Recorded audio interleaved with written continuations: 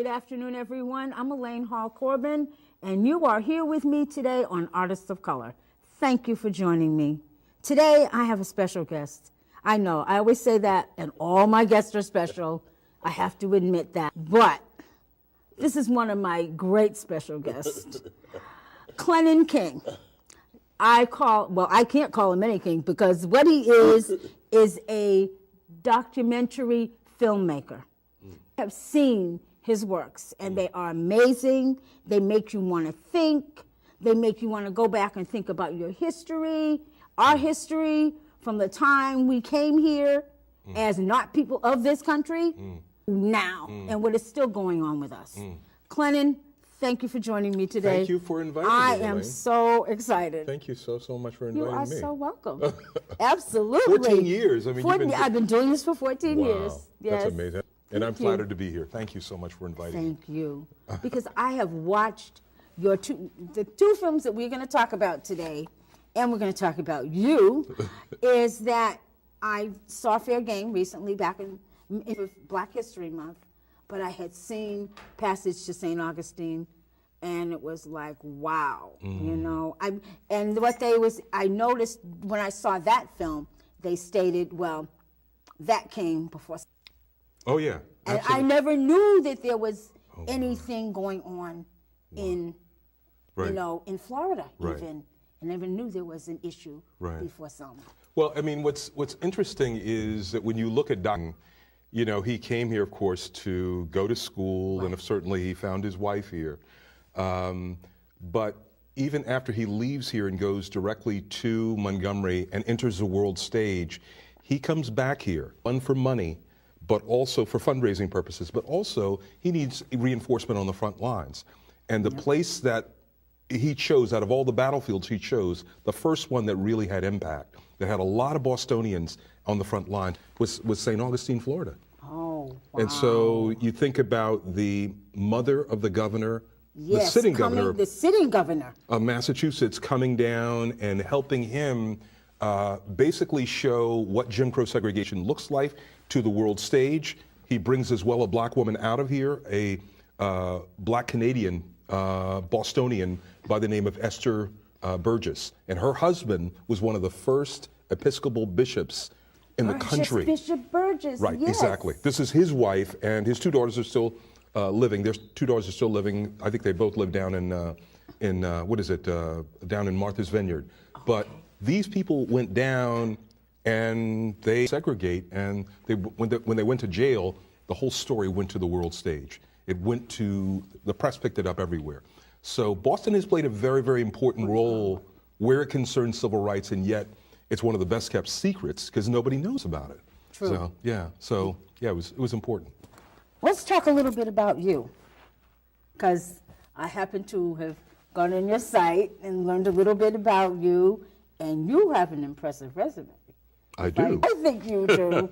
I mean, you, what was it like going to the University of London? Well, it's an interesting story.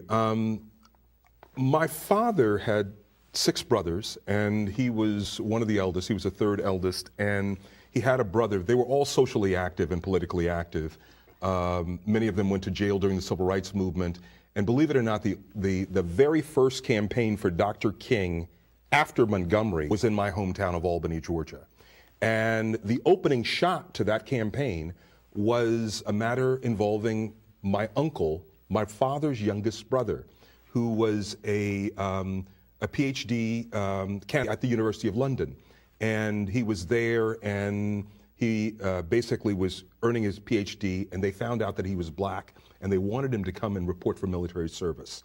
And he said, I'll do it, no problem. Everybody's expected to. First called me Mr. Mr. King, because they started calling him by his first name. They thought he was white initially. And the next thing you know, he ends up getting arrested, jailed, tried, convicted, and sentenced to 18 months in prison.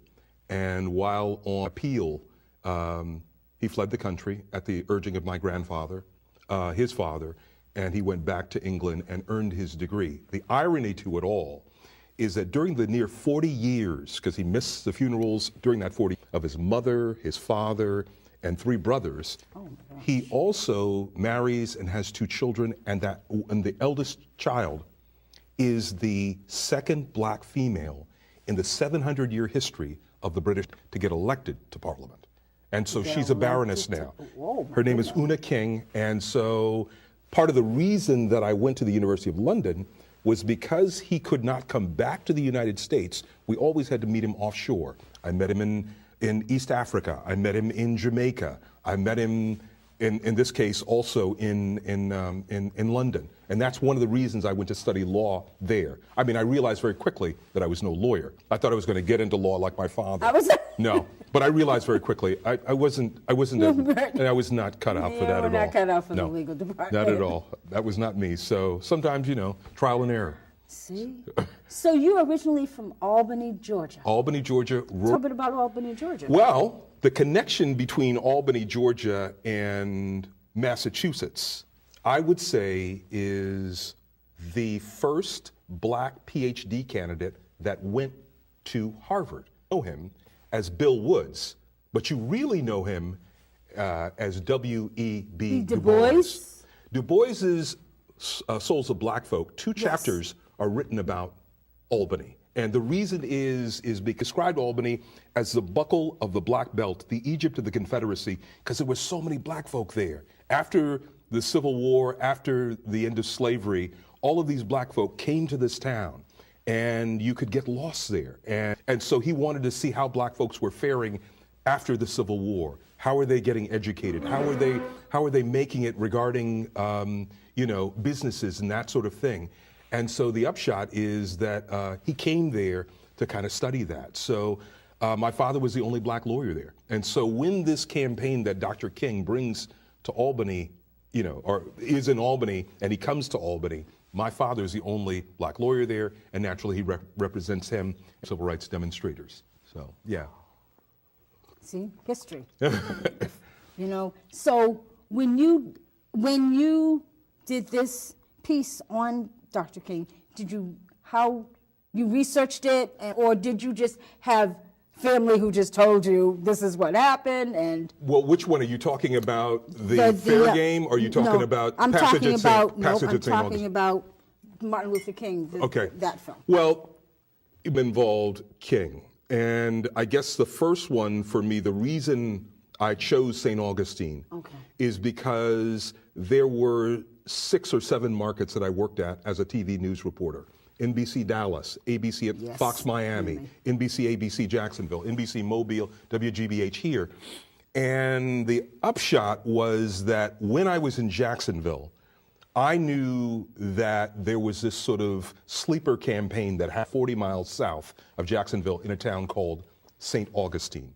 Now, St. Augustine is, and many people don't realize this, is named for a black preacher who was an African bishop, who 4th century saint. Yes. He became a 4th century saint and is the namesake of the oldest city in America. Yes. And his mother also has a city named for her. She too is a saint, and it's the city that Whitey Bulger was in outside of Los Angeles. Her name was Monica. You know the town as Santa Monica, California. Yes. Again, this was an African woman. And so there is this hidden history, and thus the name of my company is Dean Monica Films. Yes. And that's the reason. I was going to ask you. Yeah. But now you've given me all this, and so now it all comes together. It gives some context. But no, the reason I decided to do this on St. Augustine is that I knew that it was an important campaign. Most people, when they think about the 2 legislative victories of the civil rights movement, they think of course, the Voting Rights, which is associated with Selma, and the Civil Rights Act, which is often associated with Birmingham. And while it is true that the children, the dogs, and the water hoses of Birmingham basically produced JFK's Civil Rights Bill, it's not what made it law of the land. And here's why. It has to do with the timeline. If you think about the spring of 1963, the children come out, the dogs and water hoses come out. Kennedy delivers to Dr. King a civil rights bill, and it's making its way through Congress. The summer comes, and at the end of the summer, in August, it passes. And then the 2 years later, 1964, the Civil Rights Act, which is often associated with Birmingham, it's not what made it law of the land. And here's why. It has to do with the timeline. If you think about the spring of 1963, the children come out, the dogs and water hoses come out. Kennedy delivers to Dr. King a civil rights bill, and it's making its way through Congress. The summer comes, and at the end of the summer, in August, everybody goes to D.C., where King makes his I Have a Dream speech. Yes. 2 weeks they come back, and the 4 little girls are killed. So that city, Birmingham, became a federal city. There was nothing there. There was nothing to dramatize the need for a Civil Rights Act. You know, it was basically dead in the water, and the feds were all over it. So King needed a campaign to demonstrate that Jim Crow was still alive and well. And so what they chose was the oldest city in the country, where enslaved Africans were, where Jim Crow was very much alive and well. And it's also where a lot of Northerners were. And so he chose that city as the battlefield. And so while Birmingham produced the Civil Rights Bill, it was Augustine that made it law of the land.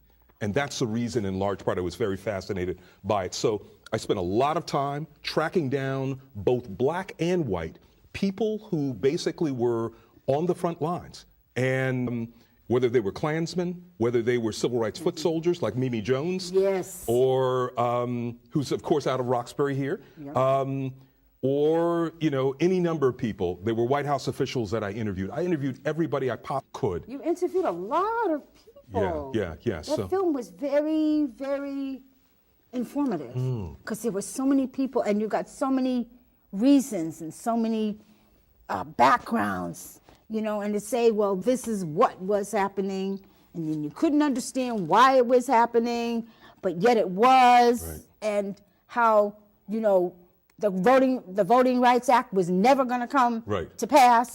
Right, exactly. You know? Yeah, so it was important. I mean, I often say that while I went to a very prestigious film school in New York University's Graduate School of Film, which is where Spike Lee went, the one who inspired me in large part to go, because She's Gotta Have It just came out when I decided to go ahead and apply.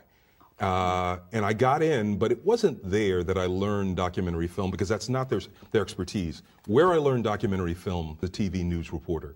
It's there that I understood. Absolutely. All of my skills, understanding story and everything came from being, you know, a gumshoe TV news reporter, getting in there, filing stories 2 and 3 times. That's how I learned my craft. And then I just brought it and used it as a long form. Rather than 90 seconds, I would do it over a 90-minute period or an hour-long period. And so that's how I brought it to the work. So. Well, we are going to take a break, and we're going to look, I believe we're going to look at passage to St. Augustine, and we're going to talk a little bit more about that. Okay, excellent.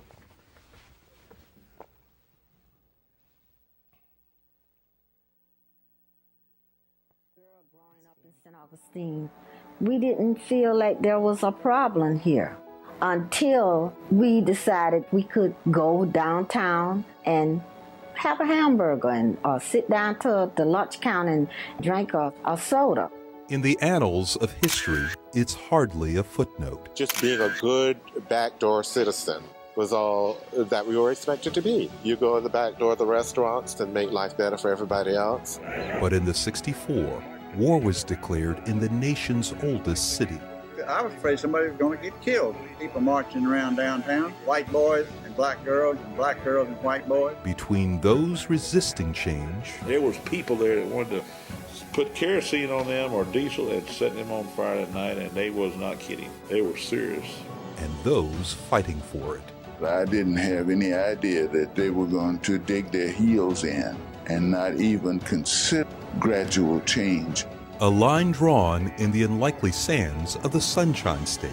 Well, you know, St. Augustine was a part of Florida, but northern Florida is really a part of southern Georgia, and it's Cracker Town. But once outside allies entered the fray, this was our town. This was our town. What was a local uprising, Martin Luther King Jr. and 17 other persons were arrested on June 11th. Morphed into a major campaign. Front herself. Our whole foreign policy and everything else go to hell over this. Yesterday in the swimming pool in St. Augustine, they jumped in and police jumped in, their clothes on, they started pouring acid in the pool. In proving pivotal in passing landmark law. We would not have had decisive victory that we had if we had not been in St. Augustine. Passage at St. Augustine.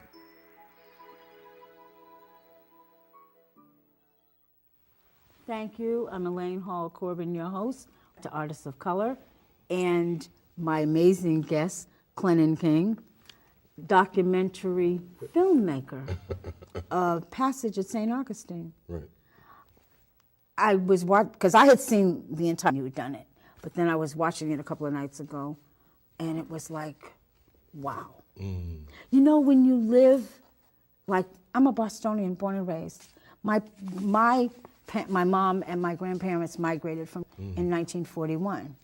Wow. Where from, if you don't mind me? Do you know Harlem, where? Georgia. Harlem, Georgia. Okay. All right. Wow. I never even heard of it before until my mom said, Harlem, Georgia? Okay. And funny, because every now and then her and I have these great talks.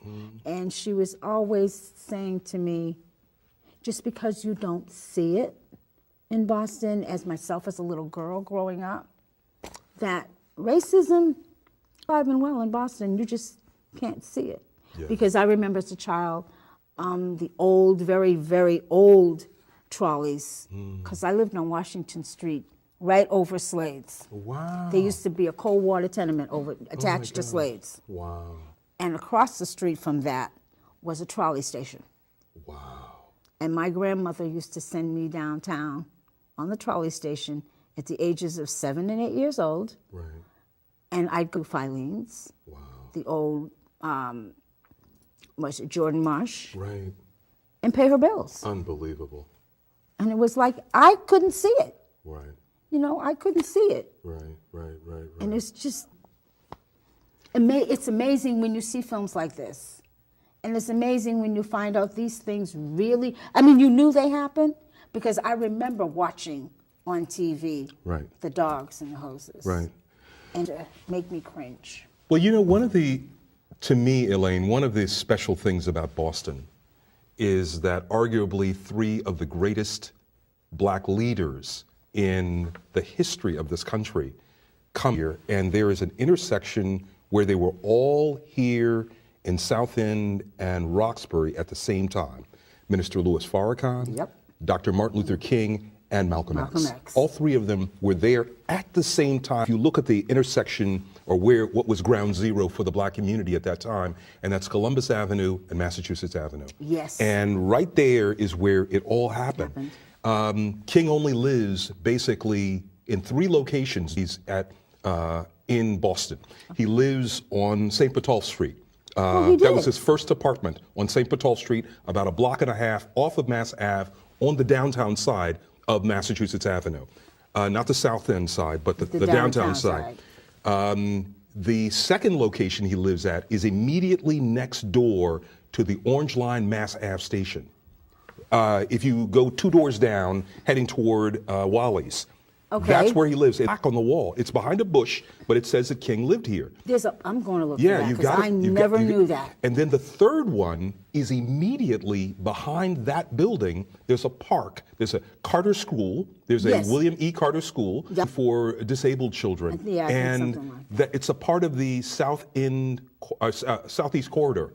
There's a park there. And that is the footprint of where he and Coretta Scott King lived. There was a 5-story building that was knocked down, but they lived on the floor of that building where that park is. And that was the only place that both of them lived. Meanwhile, she lives, and this is what a lot of people don't realize about Coretta King. She met him about 6 months after they get to Boston. She, of course, is coming to study at the New England Conservatory of Music. She has no money. He has money. He's got a car, he's got a green Chevy and all of this stuff, but she has no money, and she has school money only for her classes, room and board. And so she gets an offer from a very wealthy white woman by the name of, she's a Cabot, as in, here's to Boston, home of the bean and cod, where the Lowells only speak to the Cabots, and the Cabots speak to God. Well, she works for a Cabot, and this woman gives her room and board under the condition that she's a housemaid for her. And at 1 Chestnut Street on Beacon Hill, a block and a half from where the State House is where she was a housemaid. And she lived at 1 Chestnut Street on the top floor. And so I visited that place.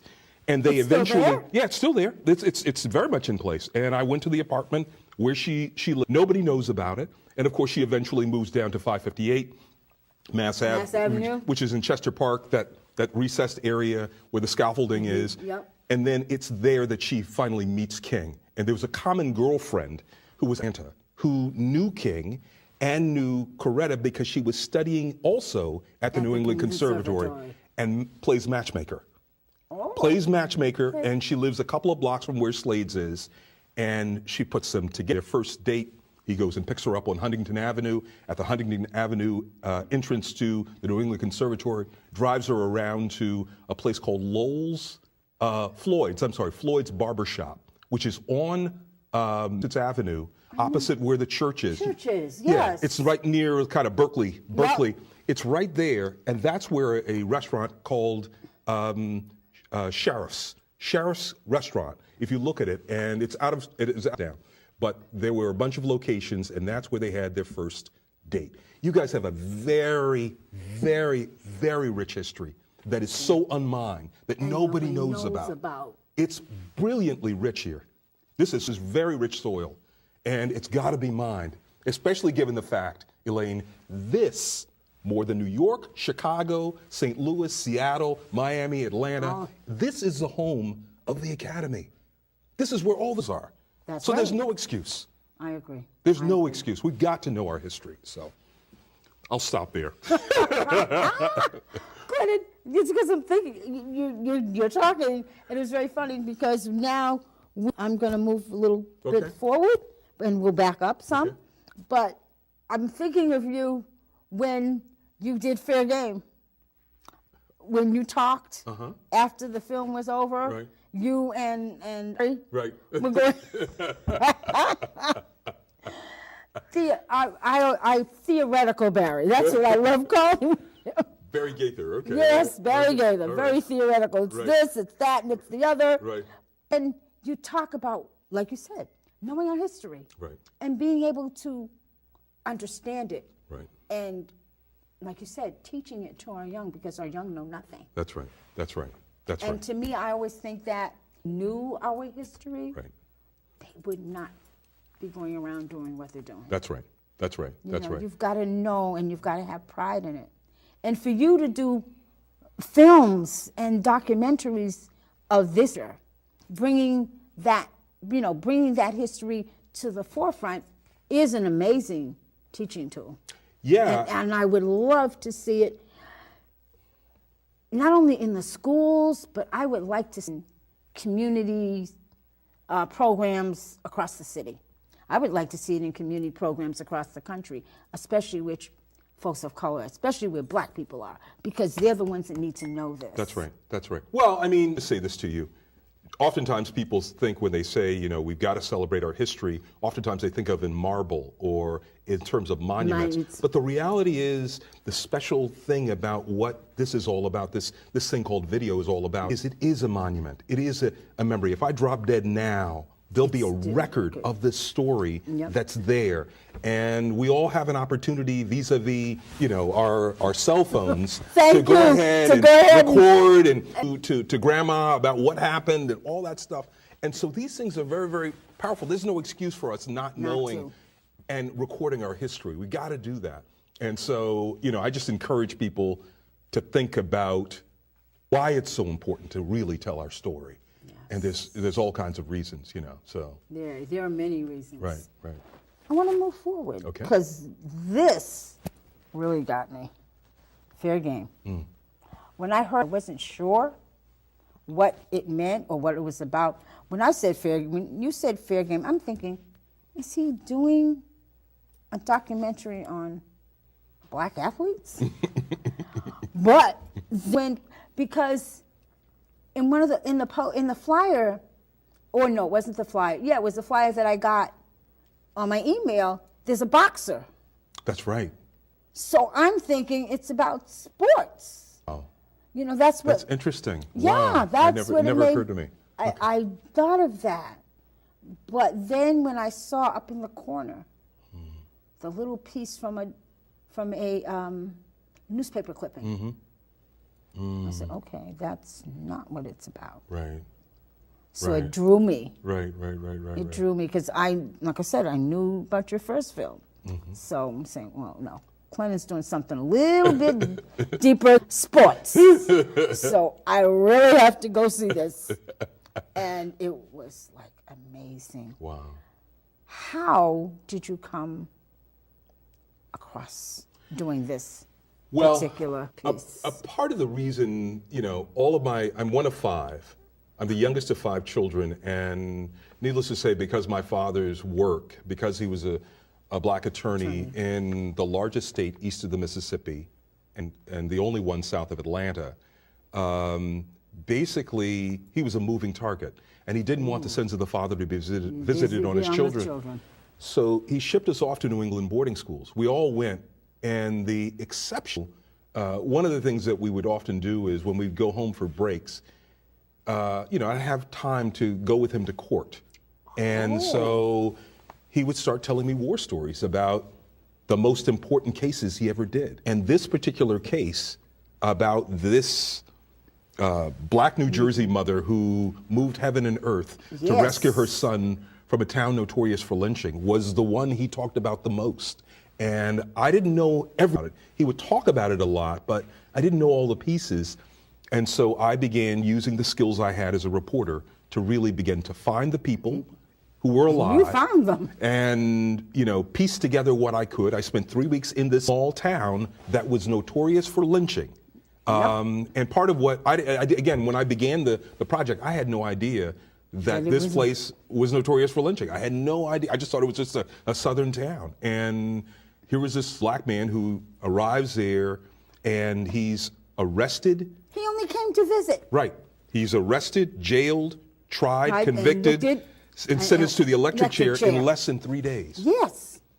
And that's crazy. And so it was up to my father in the end to rescue him from this hangman's noose. I mean, basically he was saying, look, this is no different than a mob outside hanging somebody up. They were going to kill him within 3 days. Yes, they were. And so that's what my father specialized in, and that was rescuing black men from electric chairs. That's what he did. He was known for that.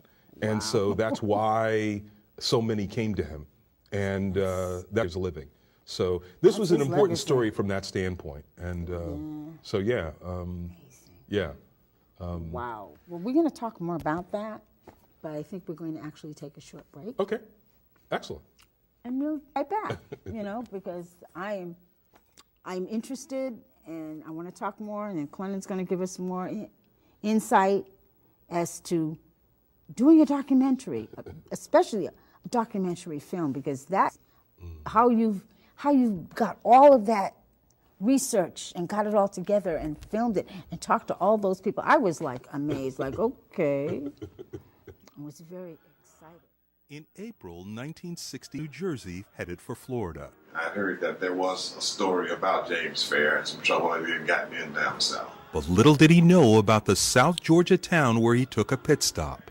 When we first moved to Blakely, lynchings were still taking place. My father, a couple of people who had been lynched. Where an 8-year-old was found murdered. He said, I'm not going to tell you that I did something that I don't even know what's going on. And where in less than 3 days, with no jury present or lawyer to defend him, a date for him with the state's electric chair. His name was Judge, I don't want any niggas in my court, Greer.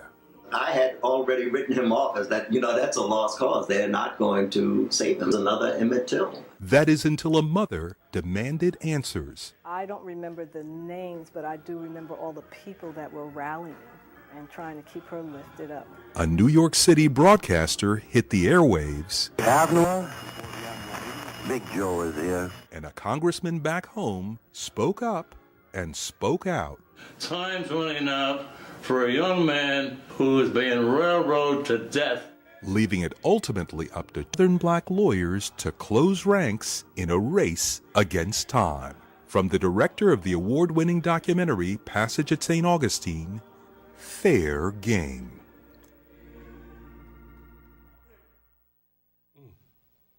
Well, now that you've seen that short piece, we're going to talk to Clennon about this one, because I was like, okay. I mean, you asked the question about how it is that I piece this, you know, how do you do this as a rule where it concerns documentary film? Yes. And job number one basically is that you've got to establish a timeline. There has to be a timeline of a beginning, a middle, and an end. And so logically, the people who write the first draft of history are journalists. And so the logical thing is you go to the newspapers and you look at the reports on what happened from beginning, middle, and end. And so what I did was I pored over the newspaper reports, whether it was in New Jersey where the man was from, or down in South Georgia where it all happened, or in Atlanta, or what was going on in terms of the New York Times. And I read as widely as possible to see, and that helped me establish what happened because there was no record on this case. None existed. No, I mean, you sit there and you look, and I Google it. Nobody knows the name of James Fair. So it was about creating that. I mean, if I looked up Emmett Till, that'd be a different matter. There's plenty of stuff on there. But, you can imagine how many black men have been challenged by the legal system. How many there are out there. I just chose that case because my daddy said it mattered to him. And I love my daddy. And so I sat there and I began to put together all of the newspaper clippings. And once I established the timeline, then I know who I needed to find. And so I began finding, the investigator who went down and got beat up by the sheriff down there. He wasn't alive, but his wife was. And so I interviewed her when I was down in Florida. I wanted to know whether there were family members of James Fair still alive. He died about 10 years before, but his two sisters who went through it, they were alive. I went down to Florida to meet them. I went to New Jersey, the hometown where he was, met with the daughter who knew nothing about it. And she got very emotional about it. Yes. And she now understood for the first time why her father was missing in her life. Yeah, exactly. And so that part made me cry. Wow. No, but I mean, that's essentially what it is. That's a technique I use as well where it concerns passage at St. Augustine. It's a technique that I use across the board. Right now, I'm working on a documentary about slavery in Boston. Generally, think of Boston. You think of it as being ground zero for the abolitionist movement. Yes. But before that, the very first colony, the very first state to legalize slavery was Massachusetts. Yeah, I've learned that recently. I forget who I was talking to, but I was talking to some a young gentleman somewhere. I was at an event, and they were talking about slavery and the issues and across the country and how black folks, came here. I always thought that slavery started down in Virginia. Right. Slavery didn't. It started in Massachusetts. That's right. I had no idea. That's right. And so there's this connection. I mean, I will tell you something that I did not know that was news to me. Generally, when you talk to, or at least when I've talked to people from Cape Verde, they distinguish themselves as being, to some extent, immigrants coming here. Yes, they do.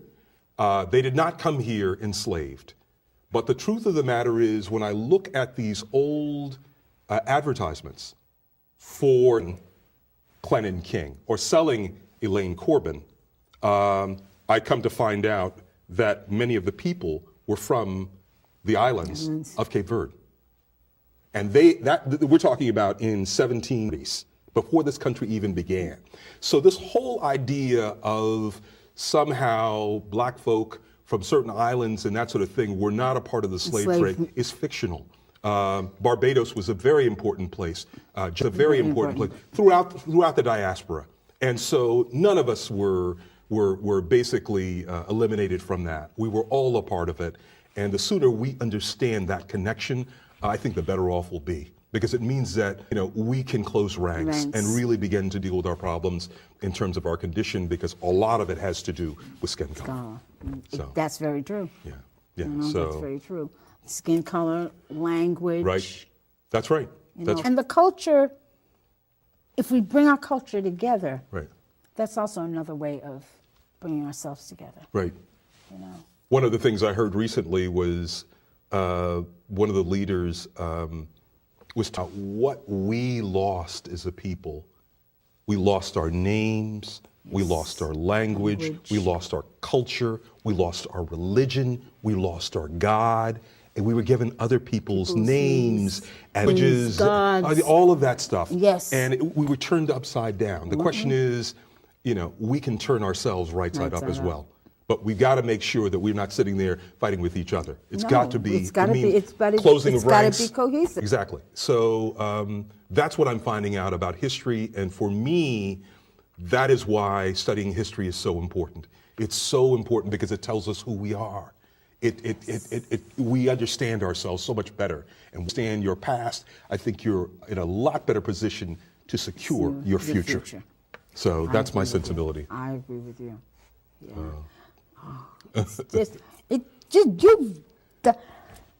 You've done so much. And I noticed that talking about passage at St. Augustine, how did Black Lives Matter movement?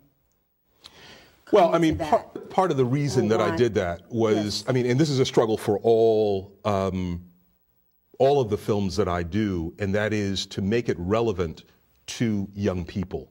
Okay. And so in the case of Fair Game, part of the relevance that I was trying to do was the fact that right now Brian Stevenson, the lawyer who started the lynching museum down in Montgomery, that's a very relevant thing. And so that's one of the reasons that I kind of angled at lynching. We earned fair game. And so in the case of Passage at St. Augustine, Black Lives Matter at that time was really hot. It's a relevant subject, and I wanted them to know that black folk like Mimi Jim Roxbury, who got out there and jumped in the pool and broke down barriers and all of that stuff, she was no different than they are now, and that we've been doing this struggle for a very long time. Yes. So my struggle has always been to make it to them, relevant to the young people, because ultimately, we got an expiration date on us. They do too, but they got more time. They got more time. They got more time, and time is on their side in a way. And so my job as a historian, as a documentary filmmaker, is to make sure they know as much about their past, that this is not our first rodeo, if you will. We've been doing this for a long time. This thing called struggle. So that's true. Yeah. So that was the whole reason I said, the 1960 Lives Matter movement that transformed America. It's the same thing.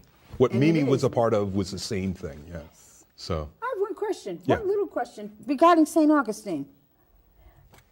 On the film, it says points it into the water at the pool. Mm-hmm. Did that really happen? Well, because I wasn't too sure about that. Okay, so here's the deal. There is a cleaning agent for pools, for swimming pools, called muriatic acid. Oh. And if you were to put that stuff on your skin, yes, it would burn. It would, without question, burn. And so this man, James Brock, who owned the Monson Motor Lodge, was so angry, he 2 jugs of muriatic acid. And all of these TV cameras were rolling at the time, and all of these reporters were there, and photographers were there. And so he says, I'll burn them out, basically. And he poured the 2 jugs of muriatic acid to get it on them. Right. Of course, it was diluted very quickly. From the water. Right. But Mimi says that, she had trouble breathing, in terms of, I remember her mentioning that. So yeah, I mean, yes, it was real. It was absolutely real. And, and people suffered. I mean, there was no question about that. There were people, who were targets of the Klan down there. Yeah. Mm-hmm. One man was almost set on fire by gasoline and kerosene at a Klan rally, Dr. Robert Haling. So yeah, it was real. It was absolutely real. The threat was always there. That's what I meant as far as always. Not real. Yeah. It knew it was real. Yeah. But the threat of... It was absolutely. They were going to follow through if they could. They were going to follow through if they could. There's no question about that. So yeah. But yeah, so that's... Do you think that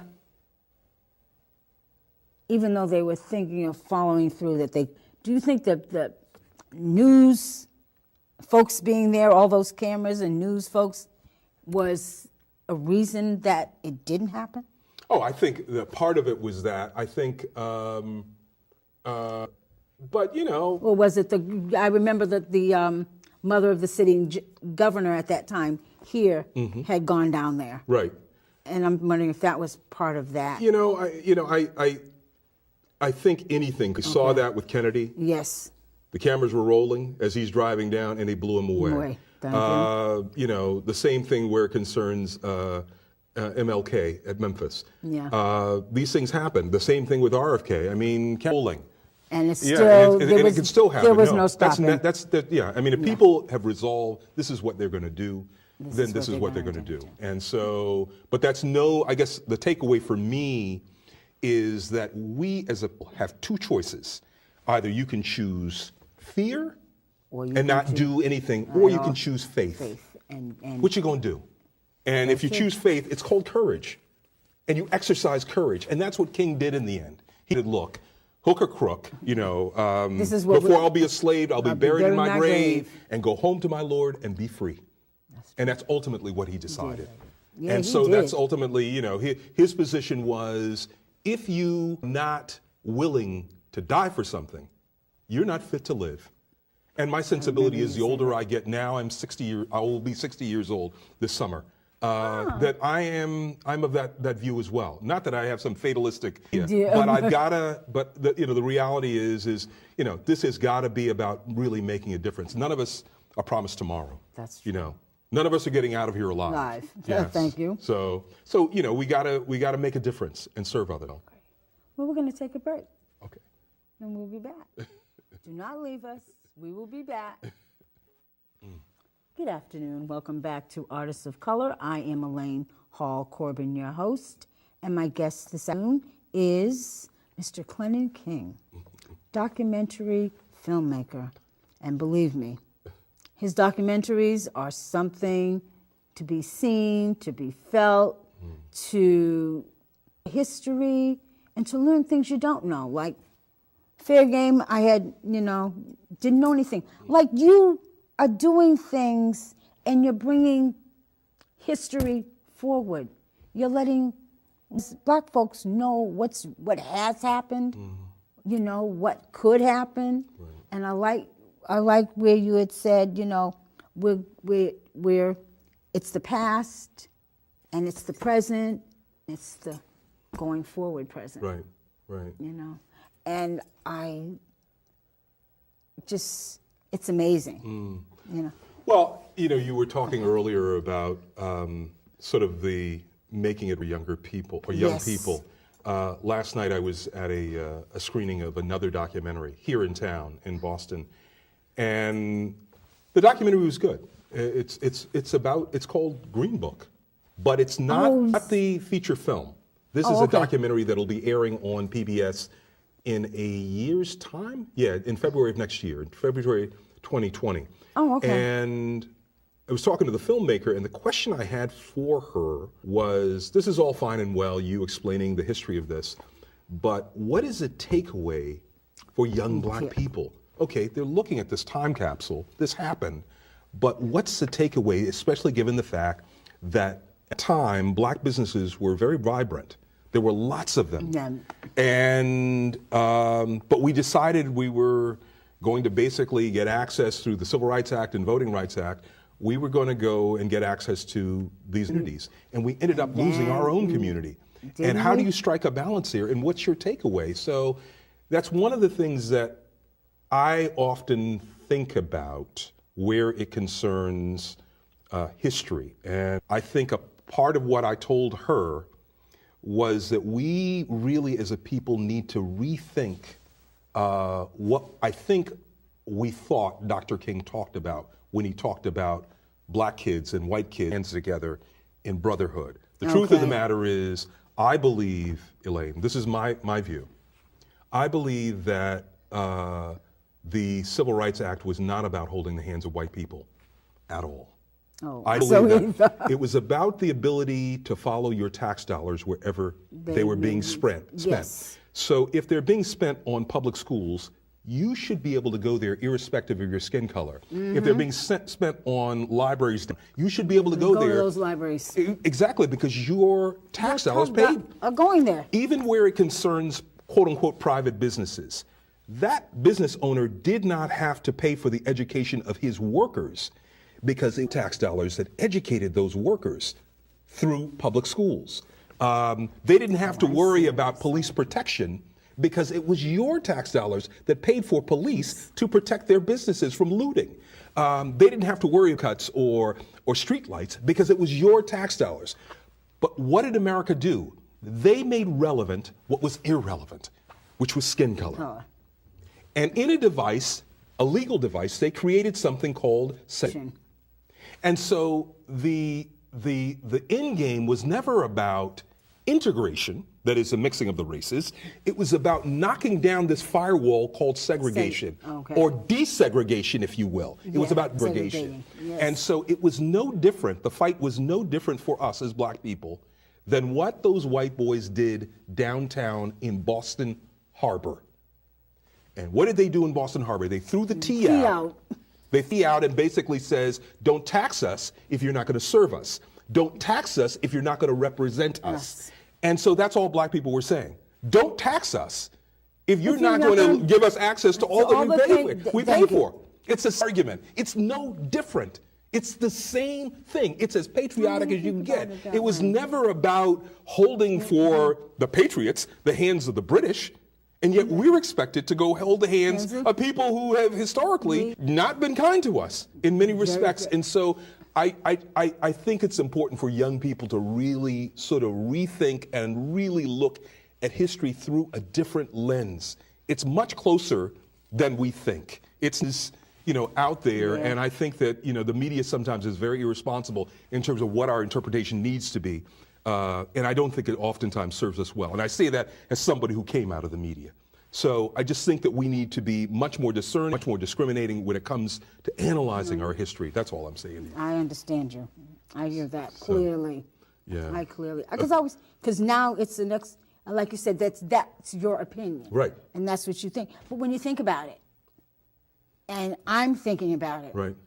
Just listening to you, and that's true. Right. Yeah, I agree. One of our producers here mentioned something that's on YouTube that Dr. King talked about. And he talked about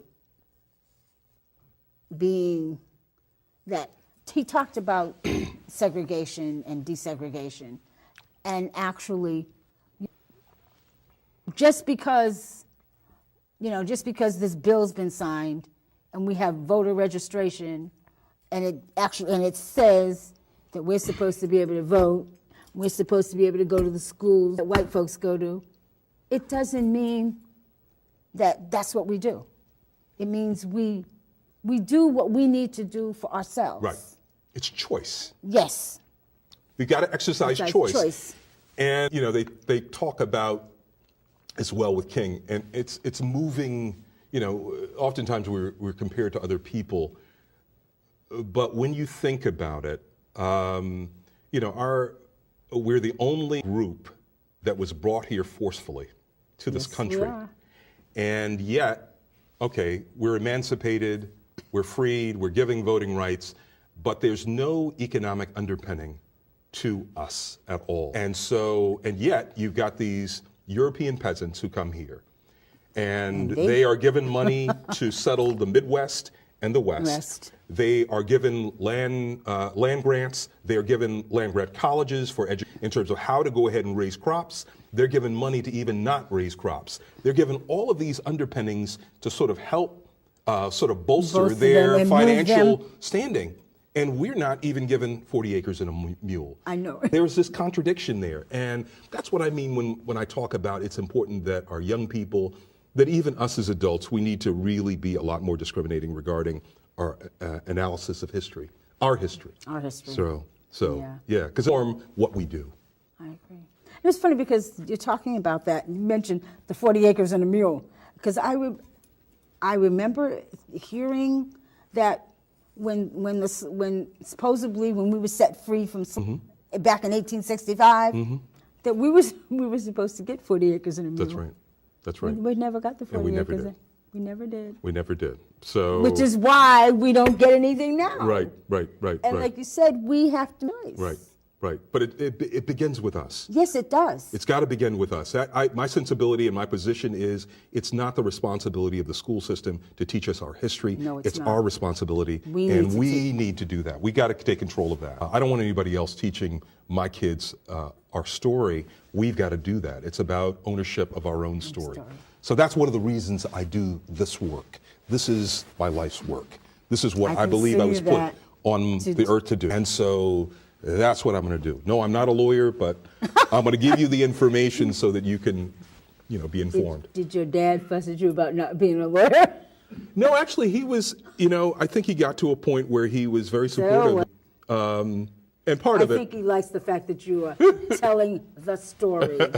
You are putting that information out there for us to see. Right. Clennon KIng, thank you for joining me today on Artists of Color. Thank you. More historical than artistic, but it was artistic too. So I'm Elaine Hall-Corbin, your host. Thank you for joining me today on Artists of Color. And have a great afternoon. Thank you. I appreciate it. Oh my God, I appreciate it.